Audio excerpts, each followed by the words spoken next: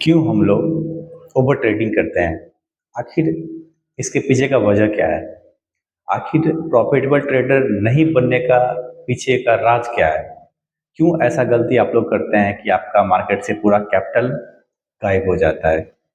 नमस्कार दोस्तों, स्वागत है आपका एक और नए यूट्यूब लर्निंग वीडियो में। तो दोस्तों, आज हम लोग बात करेंगे कि हम ओवर ट्रेडिंग पे कंट्रोल कैसे कर सकते हैं।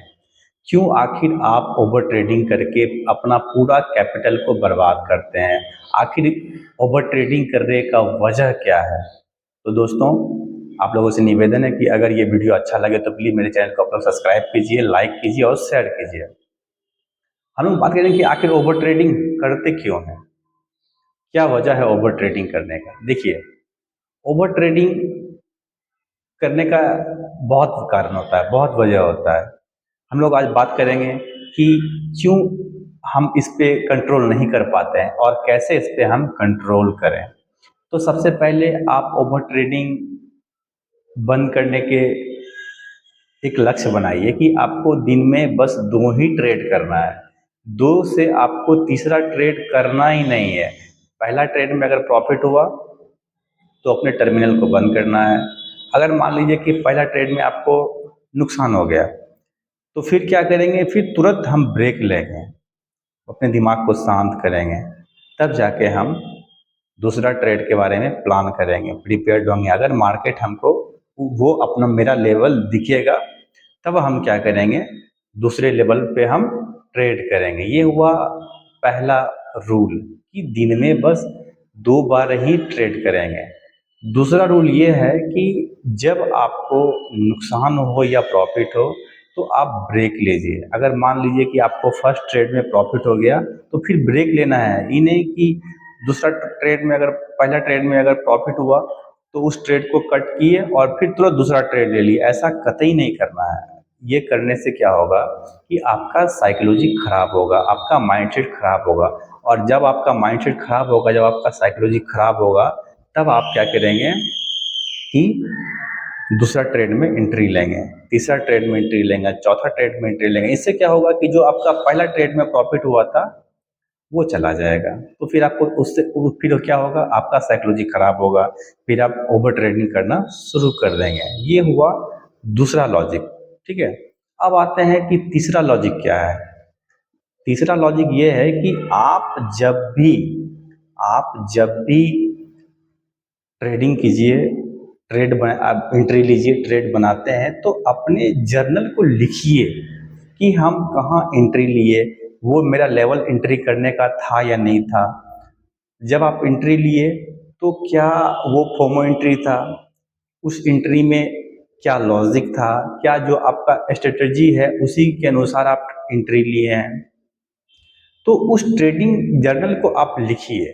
ठीक है, अगर आप एंट्री लिए, अगर आपका एसएल हिट होता है, मान लीजिए नुकसान होता है, तो उस नुकसान को लिखिए। अगर आप एंट्री लिए, जो आपका स्ट्रेटजी है और उस स्ट्रेटजी में आपको प्रॉफिट होता है, तो उस प्रॉफिट को आप लिखिए, उसका आप जर्नल बनाइए। ये हुआ तीसरा। अब आते हैं चौथा। चौथा क्या है कि फोमो एंट्री कतई नहीं करना है। आपको कभी नहीं फॉर्म में एंट्री करना है कि ये मेरा मूव छूट गया, मेरा डाउन ट्रेंड का मूव छूट गया, मेरा अप ट्रेंड का मूव छूट गया। ये फॉर्म में आपको एंट्री कतई नहीं लेना है। हमेशा अपने लॉजिक के साथ एंट्री लेना है। अगर मान लीजिए कि एक मूव छूट गया तो कोई बात नहीं है, तुरंत नहीं मार्केट में फिर दूसरा कूद जाना है। फिर जब आपका मार्केट आपको आपका लेवल देगा, जब मार्केट आपको आपका स्ट्रेटजी देगा, तब उस स्ट्रेटजी पे, उस लेवल पे आपको मार्केट में एंट्री लेना है। फोमो एंट्री कतई नहीं लेना है। चौथा, अब पांचवा आते हैं स्टॉप लॉस। अगर मान लीजिए कि मार्केट आपको आपका स्टॉप लॉस देता है तो आपको वहां से तुरंत एग्जिट कर लेना है। मार्केट आपको आपका टारगेट देता है तो फिर भी वहां से आपको क्या करना है? एग्जिट ले लेना है। ठीक है, ये है ओवर ट्रेडिंग को कंट्रोल करने का बेस्ट नुस्खा, बेस्ट स्ट्रेटजी, बेस्ट तरीका। पांचवा नियम ये है, पांचवा नियम ये कहता है कि आप जिस सेगमेंट में ट्रेडिंग करते हैं, चाहे वो ऑप्शन हो, चाहे वो स्टॉक हो, चाहे वो फ्यूचर हो, जो भी सेगमेंट है उस सेगमेंट में ही ट्रेड कीजिए। अगर आप मान लीजिए कि ऑप्शन में ट्रेड करते हैं तो आप एवरीडे प्रत्येक दिन आप ऑप्शन में ही ट्रेड कीजिए। अगर आप फ्यूचर में ट्रेड करते हैं तो आप एवरीडे फ्यूचर में ही ट्रेड कीजिए। अगर आप स्टॉक में ट्रेड करते हैं तो आप प्रत्येक दिन एवरीडे आप स्टॉक में ही ट्रेड कीजिए। ये भी एक प्रॉफिटेबल ट्रेडर बनने का एक सही रास्ता है।